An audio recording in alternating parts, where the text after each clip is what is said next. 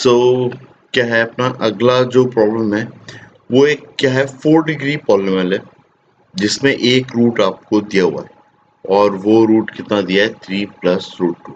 तो 4 degree question है तो कितने 4 रूट होंगे अल्फा बीटा गामा डेल्टा, जिसमें उसने एक रूट दे रखा है अल्फा। तो अल्फा कितना है 3 प्लस रूट 2। अब ये इर्रेशनल नंबर हमेशा पेयर में होते हैं, इर्रेशनल रूट्स। तो अल्फा अगर ये दिया है तो इसी से आप बीटा भी निकाल सकते हो, दैट इज 3 माइनस रूट 2। अब गामा और डेल्टा आपको नहीं पता, तो देखो अल्फा और बीटा पता है तो इससे अल्फा प्लस बीटा भी पता है। इन दोनों को सम करोगे तो 6 आ रहा है।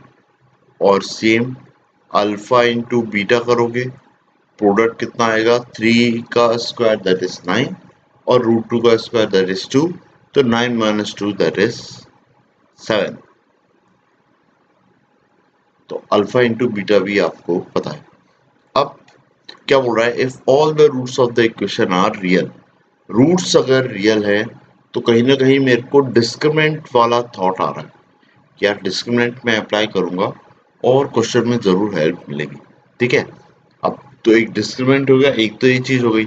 और अगली चीज क्या है, अगर एक 4 डिग्री इक्वेशन है तो इसके 4 इक्वेशन और सब इक्वेशन और बनेंगे, या बोल सकता हूँ 4 रिलेशन रूट्स के रिस्पेक्ट में वो और बनेंगे। उसमें पहला क्या है, पहला होता है alpha plus beta plus gamma plus delta, और ये सम कितना होता है माइनस बी बाय ए। बी कितना है -5, तो माइनस बी बाई कितना आ जाएगा 5।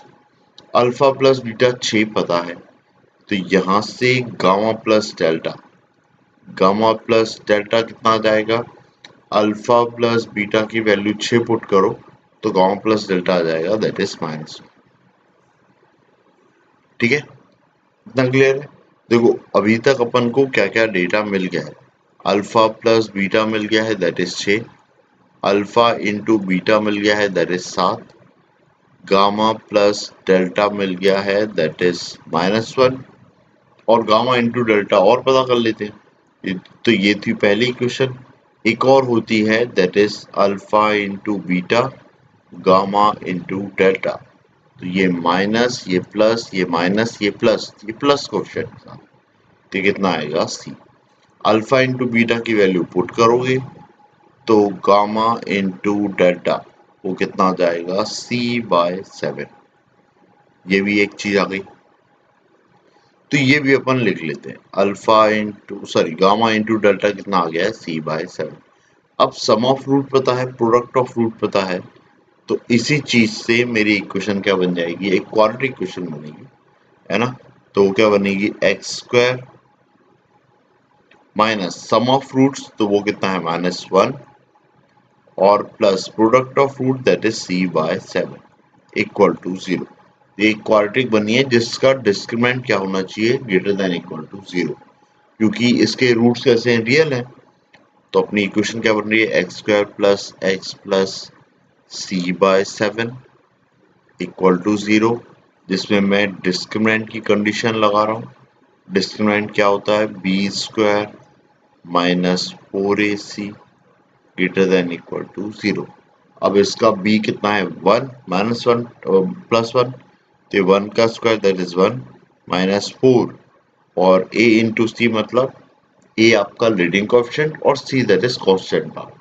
वो कितना है, ये है 1 और ये है C/7। तो कितना आ गया है 4C/7 greater than equal to 0। तो यहाँ से c क्या आ रहा है, इसको आप उधर ले जाओ तो c आ रहा है लेस देन इक्वल टू 7/4।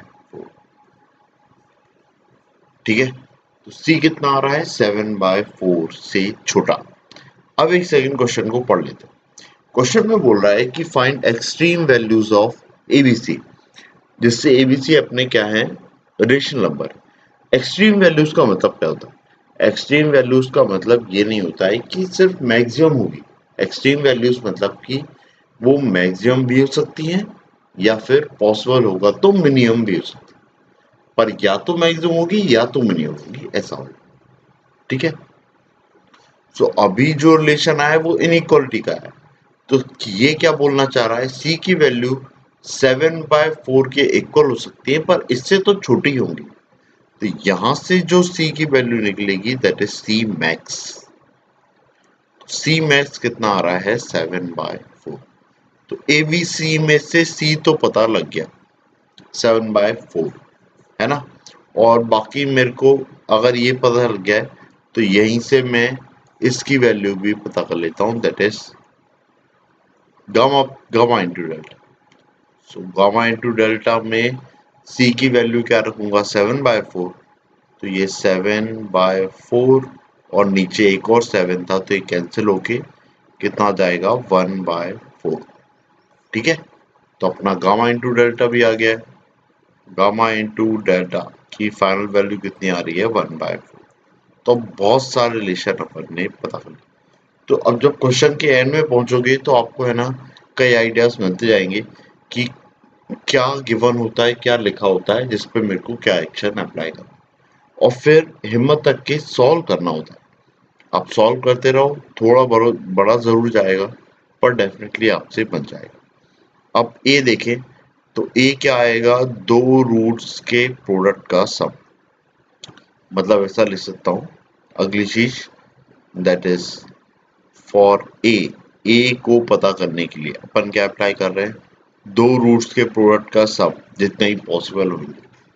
तो कितना alpha into beta, alpha into gamma, alpha into delta. फिर अल्फा के साथ सारे हो गए, अब बीटा के साथ में तो beta into gamma, beta into delta.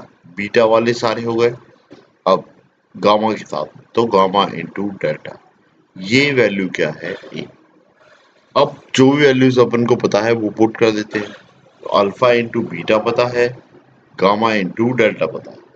देख लेते हैं, अल्फा इंटू बीटा मेरा आ रहा था, वो आ रहा था 7 मेरा, और गामा इंटू डेल्टा भी निकाला है कितना 1/4। तो ये है 7 और ये है 1/4। इसमें से अल्फा कॉमन लोगे तो अंदर गामा प्लस डेल्टा आ जाएगा, और अगले वाले में से बीटा कॉमन लोगे तो गामा प्लस डेल्टा इसमें से भी आ जाएगा, और ये इक्वल टू ए लिखा है। अब इसमें से alpha gamma plus delta common लोगे तो अंदर आ जाएगा अल्फा प्लस बीटा। ठीक है, इतना आपको समझ में आ गया हो। ओके, अब आप थोड़ा अगर ध्यान दे पा रहे हो तो मैंने c की वैल्यू मैक्सिमम पुट की थी। अगर c की वैल्यू मैक्सिमम पुट की थी तो ये वाला जो पूरा रिजल्ट है ये भी आपका क्या आने वाला है, मैक्सिमम ही आने वाला है। तो यहाँ पे मैं ऐसा साइन लगा दूं। ठीक है भाई, ये मैंने मैक्सिमम रखा है तो इसकी वैल्यू मैक्सिमम भी यही आने वाली है ना। अब अल्फा प्लस बीटा और गामा प्लस डेल्टा ये दोनों ही पता है, कितने कितने। अल्फा प्लस बीटा मेरा कितना आया था 6, और gamma into gamma plus delta कितना आया था -1, और +1/4।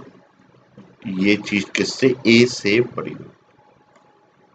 अब इसको सॉल्व करें, ये कितना आ जाएगा -6, ये 7, तो ये कितना आ जाएगा 1 + 1/4। ये चीज ग्रेटर देन इक्वल टू ए, तो ये आ जाएगा 5/4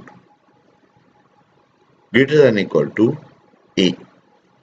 तो ए भी क्या आ रहा है, ए की मैक्सिमम वैल्यू कितनी हो सकती है 5/4। तो यहां से भी क्या निकल रहा है मैक्सिमम वैल्यू। तो ए मैक्स कितना आ रहा है दैट इज 5/4। अब मैंने ए भी निकाल लिया है और सी भी निकाल लिया। अब बी की बारी, बी की बारी के लिए अब ऊपर देख लो, ये रहा बी। तो पहले माइनस फिर प्लस फिर माइनस, तो बी के आगे माइनस सिंबल आएगा, है ना। और बी के लिए अपनी इक्वेशन क्या बनेगी, फॉर बी क्या बनेगा, 3 लेना है, alpha beta gamma, alpha beta delta. फिर ये हो गए, अब अल्फा गामा डेल्टा और बीटा गामा डेल्टा, ये 4 चीजें बनेंगी और ये माइनस भी आएगा। अब देखो ये चीज पता कैसे लगती है कि मैंने जो लिखा है इसके बाद और कुछ नहीं लिखना है। सो ये बहुत सिंपल है। 4 रूट थे। क्या थे? 4 रूट। और 4 में से कोई भी 2 पिक करना था, इसकी बात कर रहा हूं, इस वाली। 4 में से कोई 2 चीज पिक करना था। तो सिंपल सा है 4C2। 4C2 मतलब 6 टर्म्स। तो आपको चेक करना है 6 टर्म्स आपने लिख लिए हैं या नहीं, जो कि अलग है। 6 टर्म सही है। अब इसमें इसमें देख लो, इसमें क्या है, 4 में से 3 चाहिए एक बार में। तो क्या लिखूंगा इसके लिए? 4C3। 4C3 कितना होता है? 4। तो आपके 4 अलग अलग आना चाहिए, है ना? तो वैसे ही लिखा, पहले अल्फा बीटा लिखा और फिर चेंज किया तो गामा और डेल्टा लिख लिया। अब उसके बाद में बीटा को गामा चेंज कर लिया, तो अल्फा गामा डेल्टा, ये हो गया। अब उसके बाद में क्या बीटा बचा हुआ है, तो बीटा गामा डेल्टा। तो ऐसे करके अपन ने 4 वैल्यूज निकाली। आगे बढ़ते हैं। अब देखो, इन दोनों में से मैं अल्फा इंटू बीटा कॉमन लेता हूँ और अंदर आ रहा है gamma plus delta. Same in दोनों में से मैं गामा इंटू डेल्टा कॉमन लेता हूँ और अंदर आ जाएगा अल्फा प्लस बीटा, और ये है माइनस। अब सारों की वैल्यूज रखूंगा तो वापस ये सारों की वैल्यूज पता है, बी पता लग जाएगा, है ना? Alpha into beta, alpha into beta कितना आया था मेरा? 7। और gamma plus delta that is -1 plus gamma into delta, gamma into delta आया था C/7। गामा इंटू डेल्टा मेरा कितना आया था? C/7। तो C की मैक्सिमम वैल्यू रखूंगा मैं, क्या रखूंगा? मैक्सिमम। इससे पूरा आंसर कितना आ रहा होगा? मैक्सिमम। तो ये गामा इंटू डेल्टा की वैल्यू 1/4 रखते हैं। और alpha plus beta, alpha plus beta कितना आया था? 6। और ये पूरी चीज क्या होगी? Greater than equal to -b। 6/4, ये -7, -7, 6/4 दैट इज 3/2। ये लिखा है 3/2। अब इसको सॉल्व कर लो तो ये आ जाएगा -11/2, है ना? और ये आ जाएगा greater than equal to -b। जब माइनस साइन हटाने जाएंगे तो एक्चुअली में क्या हो जाएगा? 11/2, और ये चीज बढ़ जाएगी। ठीक है? तो अब देखो, बी के ये रिलेशन क्या बता रहा है? ये रिलेशन ये बता रहा है कि बी की सबसे छोटी वैल्यू 11/2 हो सकती है। बड़ी तो कितनी भी होगी, पर लीस्ट वैल्यू कितनी होगी? 11/2। यहाँ पे मैक्सिमम नहीं आ रही, यहाँ पे मिनिमम आ रही है, या फिर लीस्ट वैल्यू, है ना? तो बी मिनिमम क्या है मेरा? 11/2। होपफुली चीज समझ में आई हो आपको। आपके सारे आंसर्स आ गए हैं, ए बी सी, और उनकी एक्सट्रीम वैल्यूज आई। तो आपने क्वेश्चन में आपको थोड़ा बहुत समझ में आया होगा कि भाई कैसे इसको अप्लाई करना है, अप्रोच करना है। मेरे को अगर रियल रूट्स के बारे में दिया हो यहाँ पे कि रूट्स रियल है, तो डिस्क्रिमिनेंट अप्लाई करना था। डिस्क्रिमिनेंट से मेरे को टर्मिनल वैल्यूज मिलती है, मैक्सिमम मिनिमम टाइम्स, है ना? अगली चीज, एक रूट अगर इरेशनल है तो एक और रूट कैसा होगा? इरेशनल। ठीक है? अब इसके बाद में आप एक बार और क्वेश्चन को आप ध्यान से देखना, लिखना, और देखना कि हमने क्या क्या मेथड सीखे हैं, है ना? क्या क्या चारों जो अपने टर्म्स बनते हैं ना, चार चार इक्वेशन बनती है 4D इक्वेशन से, उनको कैसे यूज किया जाए वो देखा। यहाँ पे अपन ने फैक्टराइजेशन किया और फैक्टराइजेशन में उन वैल्यूज की, उन फैक्टर्स की वैल्यू पुट किए और आगे प्रोसीड किया। ठीक है? होपफुली आपको समझ में आया। क्लियर?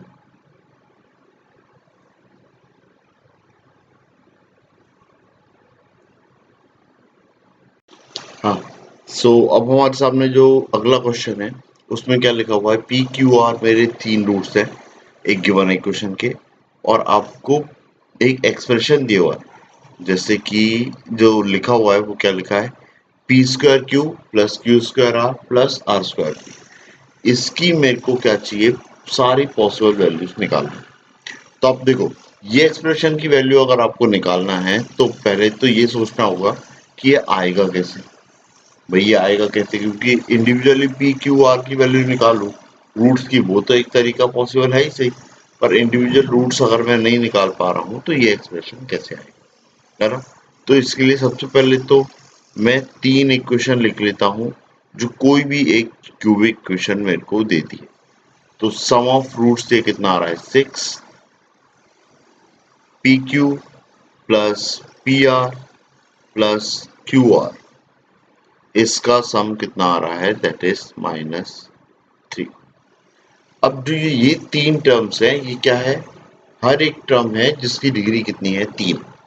मतलब कि अगर मैं इस चीज को इससे मल्टीप्लाई करूं तो ये 3 टर्म्स तो डेफिनेटली मिलेंगे, साथ में और भी चीजें मिलेंगी पर इतना तो जरूर मिलेगा।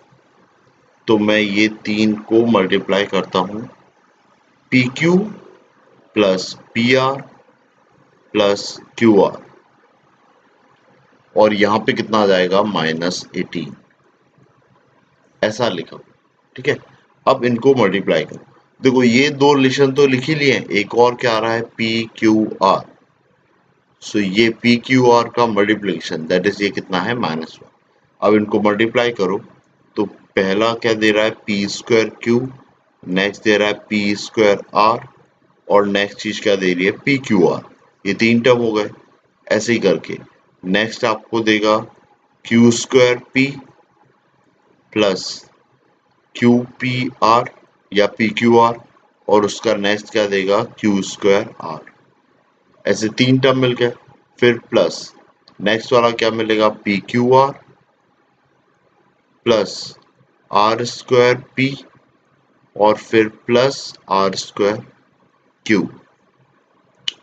ये कितना हो जाएगा -18, ये ऐसा लिखा हुआ। अब पी क्यू आर और पी क्यू आर ये 3 बार लिखा है तो 3 पी क्यू आर होगा, और पी क्यू आर की वैल्यू कितनी है -1, तो ये कितना हो जाएगा -3, ऐसा लिखा है।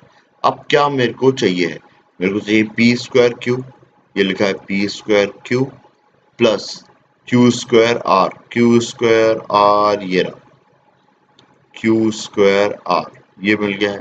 प्लस एक और क्या चाहिए आर स्क्वायर पी, तो ये रहा आर स्क्वायर पी। तो ये 3 वो टर्म है जो मेरे को चाहिए है। बची हुई टर्म क्या है पी स्क्वायर आर, जो कि ये रही, फिर क्यू स्क्वायर पी, जो कि ये रहा, प्लस अगली चीज क्या है आर स्क्वायर पी, ये है, और ये कितना हो जाएगा -18, है ना। सो ये -18 नहीं है एक्चुअली में, एक सेकेंड बाद देख लेते हैं। 6 और -3, हाँ ये -18 ही है। ये है +3, देखो ये है +3, तो 6 थ्री जब 18 तो +18 है, ये +18 है, ये +18, ये 3 उधर जाएगा तो ये कितना हो जाएगा 21, कितना हो जाएगा 21। अब मेरे को इस चीज को निकालना है तो इस चीज को उस तरफ ले जाता हूँ। तो ये लिखा है p square q plus q square r plus r square p, और ये कितना हो जाएगा ये माइनस साइन के साथ में p square r plus q square p plus r square p, ये ऐसा हो जाएगा। ठीक है, इतना समझ आया। मतलब अगर मैं इसकी वैल्यू पुट कर सकता हूं तो मेरे को आंसर आ जाएगा, मिल जाएगा। ठीक है, अब इसको पता करने के लिए अपन एक चीज यूज करने वाले हैं जिसको बोलते हैं अर्थमेटिक मीन और ज्योमेट्रिक मीन के बीच का रिलेशन। वो होता कैसा है, A M is greater than equal to G M, है ना। अब जो टर्म मेरे से पूछी हुई है वो देख लेता हूं, तो वो क्या लिखा है p square q plus q square r plus r square p, ये 3 टर्म्स है। 3 टर्म्स का अर्थमेटिक मीन लूंगा तो नीचे 3 आ जाएगा, और greater than equal to 3 terms है तो क्यूब रूट बनेगा, और तीनों टर्म्स का मल्टीप्लिकेशन। तो पी स्क्वायर 2 बार और 1 बार 3 बार है दैट इज पी क्यूब, फिर क्यू कितनी बार है 3 बार है तो क्यू क्यूब, और आर कितनी बार है 3 बार है तो आर क्यूब। ये क्यूब से ये 3 चला जाएगा तो ये कितना आ जाएगा पी क्यू आर, जिसकी वैल्यू है -1, तो ये कितना आ जाएगा -1, या जाएगा p square q plus q square r plus r square p, और नीचे जो 3 था इधर मल्टीप्लाई कर देता हूँ, तो ये कितना आ जाएगा, ग्रेटर देन इक्वल टू -3। अब इसका मतलब क्या है, जो एक्सप्रेशन आपसे पूछा है उसकी मिनिमम वैल्यू तो आ गई है -3। अब देखते हैं अपन बड़ी वैल्यू कैसे निकालेंगे। तो यहाँ पे देखो, अगर मैं इसकी मिनिमम वैल्यू पुट कर दूं, इस वाले एक्सप्रेशन की मिनिमम वैल्यू पुट कर दूं, तो कांस्टेंट में से मिनिमम माइनस होगा तो मेरे को मैक्सिमम टर्म देगा। ये थॉट समझ में आ रहा है? मतलब इसकी मिनिमम वैल्यू निकाल लूं तो मेरे एक्सप्रेशन की मैक्सिमम वैल्यू भी मेरे को मिल जाएगी। तो मैक्सिमम वैल्यू क्या मिलेगी वो देख लेते हैं अपन। तो ये है p square q plus p square r plus r square p, ये वैल्यू मेरे को पता करना है। इसके लिए मेरे को ये फाइंड करना है, p square r q square p plus r square. इसका भी ए एम ले लेते हैं। तो ये लिखा है p square r q square p plus r square p, ये लिखा है, और ये divide by 3 greater than equal to, यहाँ पे क्यूब रूट है और यहाँ पे भी कितना आ जाएगा, पी क्यूब क्यू क्यूब और आर क्यूब, ऐसा लिखा हुआ है। अब ये वापस कैंसिल आउट हो जाएगा, तो पी क्यू आर की वैल्यू -1 है, और इसकी फिर से लीस्ट वैल्यू कितनी आ जाएगी, q square p plus r square p, है ना। होपफुली ये सही लिखा हो, देखो कुछ मिस्टेक तो नहीं हुई है। क्यू स्क्वायर पी लिखा है, आर स्क्वायर पी, और एक बार है p square q square r square, ये एक मेरा कोई दूसरा होना चाहिए। क्या है देखो, अपन ने ये 3 टर्म ले ली थी, बची हुई टर्म क्या बची थी, पी स्क्वायर आर ये रहा, फिर क्यू स्क्वायर पी ये रहा, और नेक्स्ट चीज क्या होना चाहिए था, आर स्क्वायर क्यू होना चाहिए था, आर स्क्वायर क्यू ये रहा। तो आर स्क्वायर क्यू, ये आर स्क्वायर क्यू है, ये वाली चीज नहीं, ये तो सही था, ये आर स्क्वायर पी है, इधर आर स्क्वायर क्यू होगा, ठीक है। तो इधर आर स्क्वायर क्यू होगा, इधर भी आर स्क्वायर क्यू, ठीक है। ये कितना आ रहा है, ग्रेटर देन इक्वल टू -3, मतलब इसकी लीस्ट वैल्यू -3 है। -3 यहाँ पे पुट करूंगा तो ये चीज कितनी आ जाएगी, 21 माइनस -3, तो ये कितना हो जाएगा, 24। तो 24 मेरी क्या आ रही है, मैक्सिमम वैल्यू। तो जो गिवन एक्सप्रेशन दिया हुआ था उसकी लीस्ट वैल्यू कितनी आ रही है, -3, और मैक्सिमम वैल्यू कितनी आ रही है, 24।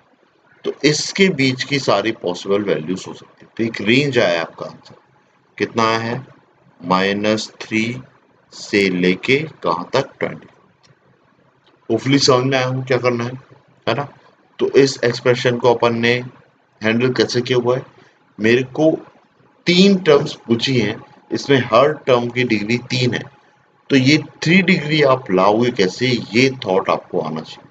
तो इसको 1 डिग्री वाले एक्सप्रेशन और 2 डिग्री वाले एक्सप्रेशन से मल्टीप्लाई किया, दोनों को मल्टीप्लाई किया, तो वो 3 डिग्री टर्म्स मेरे को मिली, 3 मिली है, बाकी टर्म्स कुछ साथ में मिली, उनको सब्स्टिट्यूट किया, ठीक है।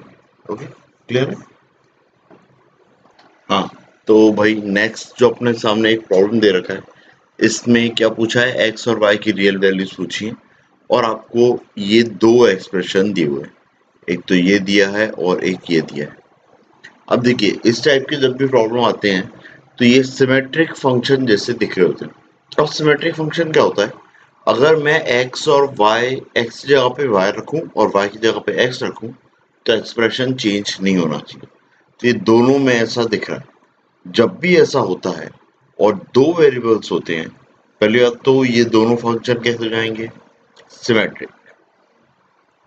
क्या बोलते हैं इनको, सिमेट्रिक फंक्शन।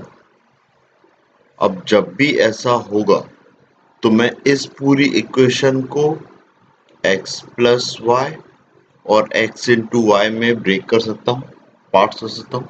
सेम इसको भी मैं उसी तरीके से कर सकता हूँ। 3 होते तो सम ऑफ रूट, मतलब x plus y plus z x y plus y z plus z x और एक्स वाई जेड, तीन टर्म्स में कर पाता। अभी दो है तो दो, ठीक है। तो अगर इनमें एक्सप्रेस कर सकता हूं तो x प्लस वाई को a मान लेता हूं और x इंटू वाई को क्या मान लेता हूं b, ठीक है। ये सिमेट्रिक फंक्शन की प्रॉपर्टी होती है। अब मैं ट्राई करता हूं कि क्या मैं ऐसा कर पा रहा हूं या नहीं। तो पहली चीज x cube plus y cube, ये कितना लिखा है 7। X cube plus y cube को लिख सकता हूं मैं एक्स प्लस वाई का whole cube minus 3xy into x plus y. अब देखो, अगर आप देख पा रहे हो तो x cube plus y cube पूरा एक्सप्रेशन दो टर्म्स में ब्रेक हो गया, that is x plus y और एक्स इंटू वाई। इनकी वैल्यूज पुट करोगे तो याद आएगा ए क्यूब माइनस 3b और ये a, तो 3ab या 3ba that is equal to 7। तो ये पहली कंडीशन तो बन गई, ठीक है। थोड़ा सा सिंप्लीफाइड फॉर्म में हो गया बस, और कुछ नहीं। सेकेंड अपन इसको देख लेते हैं।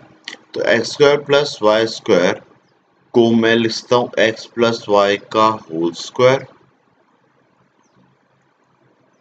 है ना, और माइनस कितना 2xy, और माइनस 2xy प्लस xy कितना हो जाएगा माइनस xy, और फिर एक और टर्म क्या चाहिए that is x plus y, और इसकी वैल्यू कितनी लिखी है 4।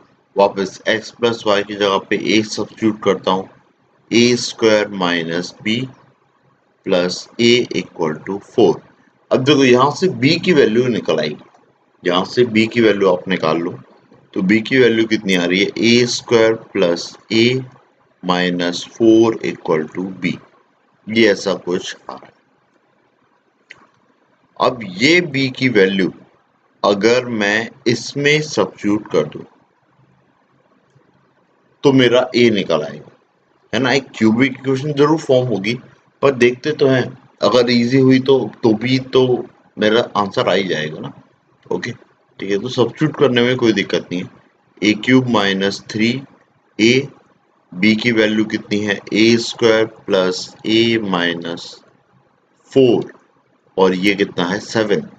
इसको रिजॉल्व करो, A cube minus 3a cube minus 3a square और minus minus plus 12a minus 7 equal to 0, ठीक है।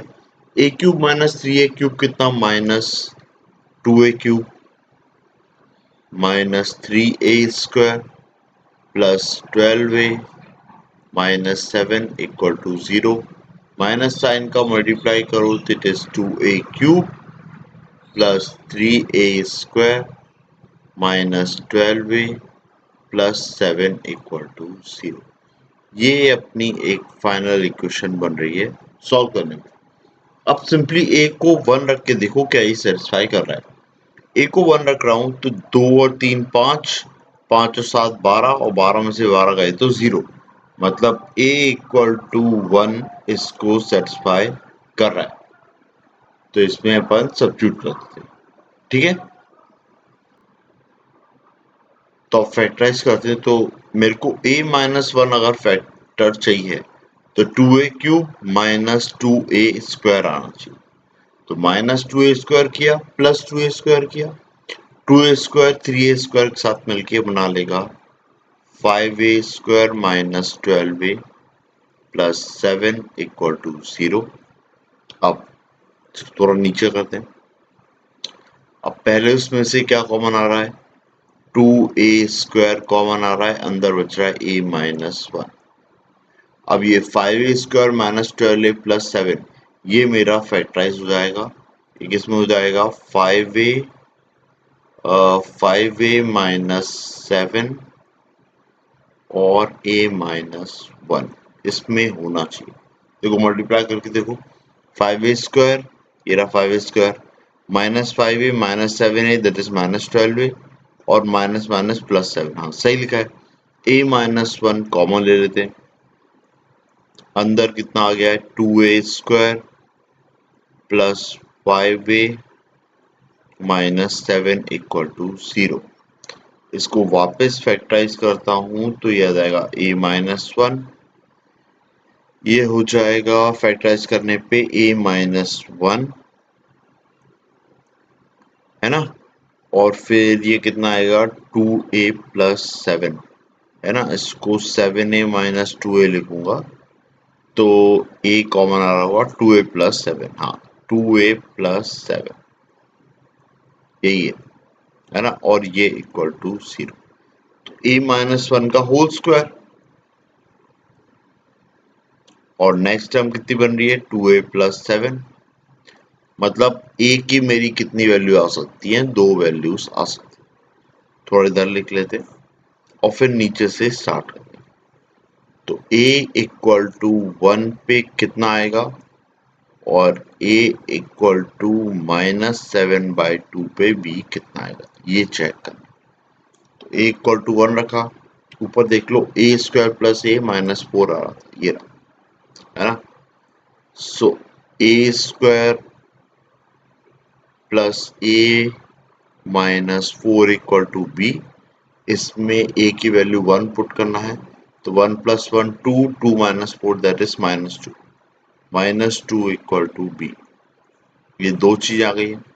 अब a की वैल्यू -7/2 यहाँ पे पुट करूंगा तो कितना जाएगा 49/4 -7/2 -4 इक्वल टू b, ऐसा। इसको रिजॉल्व करो तो ये कितना 2, ये 14 आ जाएगा और ये 16 आ जाएगा, ठीक है, तो 14 ये आ जाएगा 49/4 माइनस ये 7 टू जा कितना 14/4 और -16/4 इक्वल टू b, इसको कर लो तो ये 30 आ रहा है, 30 तो 19/4 आ रहा है, यहाँ से b कितना आ रहा है 19/4, ठीक है। अब a और b मेरे को पता था, a क्या था सम ऑफ फ्रूट और b क्या था प्रोडक्ट ऑफ फ्रूट, है ना, सो यहाँ पे फटाफट सॉल्व करते हैं इसको, लाइन खींचते हैं। a इक्वल टू 1 मतलब कि x + y equal to 1, b equal to -2 मतलब x इंटू वाई कितना -2, sum of root product of root पता है, तो आपकी इक्वेशन क्या बनेगी a² - a-2 इक्वल टू 0, सो ये कितना बन जाएगा a-2 और a+1 इक्वल टू 0, तो a की दो वैल्यूज पॉसिबल हैं दैट इज 2 और -1।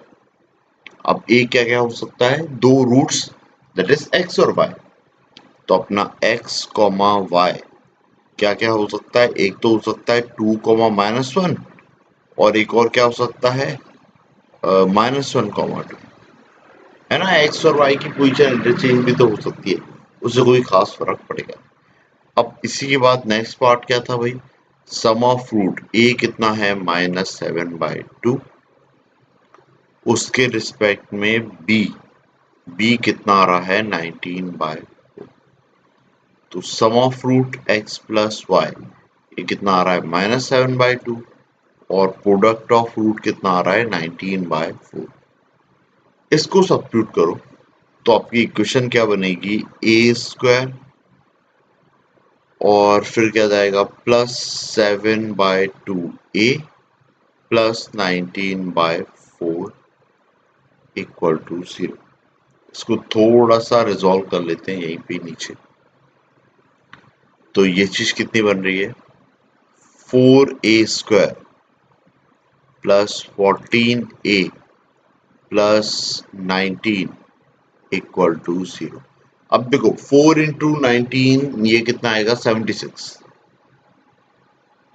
76 इंटू 4 और b² दैट इज b² मतलब 14 का स्क्वायर, तो 14 का स्क्वायर तो 194, लेकिन 4 इंटू 70 भी करूंगा तो 280 आ जाएगा और सब्ट्रैक्ट होगा तो ये लेस देन 0 आएगा, मतलब डिस्क्रिमिनेंट क्या आ रहा है लेस देन 0, मतलब इससे x और y की वैल्यू तो नहीं निकलेगी, तो x और y की सिर्फ यही दो पेयर आएंगे, ठीक है, सो x और y के पॉसिबल पेयर क्या आ गए सॉल्यूशन क्या आ गया, एक तो आ गया है 2 कॉमा -1 और एक क्या आ गया है -1 कॉमा 2।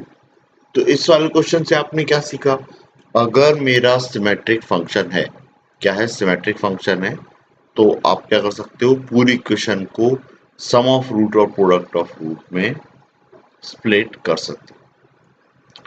दो वेरिएबल है तो x plus y x into y, अगर ऐसे ही क्या होते, तीन वेरिएबल होते, लेट्स से x y और z, तो अपन किस में कर लेते, x plus y plus z, एक तो ये, इसको मैं कुछ मान लेता लेट्स से a, अगला क्या हो जाता x y plus y z plus z x, ये क्या हो जाता b, और तीसरा क्या हो जाता एक्स वाई जेड, इसको मान लेता c और फर्दर सॉल्व करता। ठीक है, तो ये सिमेट्रिक फंक्शन की प्रॉपर्टी होती है। ठीक है।